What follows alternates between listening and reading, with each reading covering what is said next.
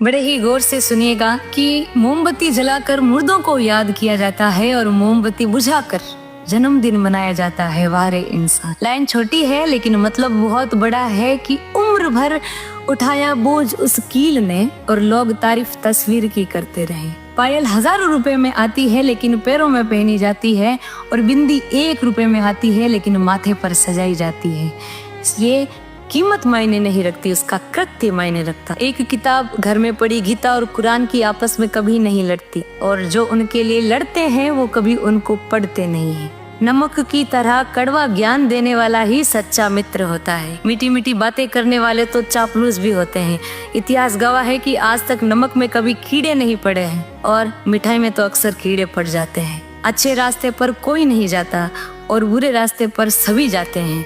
इसलिए दारू बेचने वाले को कहीं नहीं जाना पड़ता, और दूध बेचने वाले को घर घर गली गली कोने कोने में जाना पड़ता है, और दूध वाले से बार बार पूछा जाता है कि दूध में पानी तो नहीं मिलाया है, और दारू में खुद अपने हाथों से पानी मिलाकर पीते हैं। वारे इंसान। बड़ी सुंदर बात कही है कि इंसान की समझ सिर्फ इतनी है कि उसे जानवर कहो तो वो नाराज हो जाता है, और अगर उसे शेर कहो तो वो खुश हो जाता है, जबकि शेर भी एक जानवर का ही नाम है।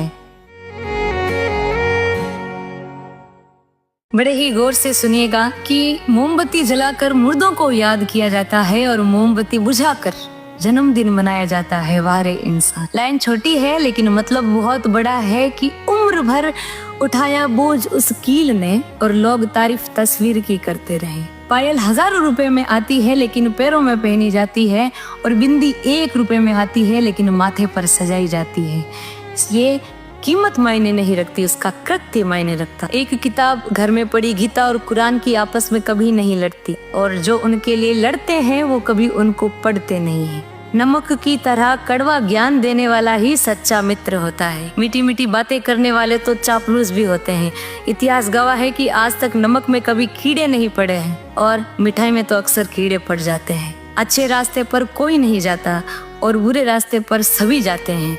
इसलिए दारू बेचने वाले को कहीं नहीं जाना पड़ता, और दूध बेचने वाले को घर घर गली गली कोने कोने में जाना पड़ता है, और दूध वाले से बार बार पूछा जाता है कि दूध में पानी तो नहीं मिलाया है, और दारू में खुद अपने हाथों से पानी मिलाकर पीते हैं। वारे इंसान। बड़ी सुंदर बात कही है कि इंसान की समझ सिर्फ इतनी है कि उसे जानवर कहो तो वो नाराज हो जाता है, और अगर उसे शेर कहो तो वो खुश हो जाता है, जबकि शेर भी एक जानवर का ही नाम है।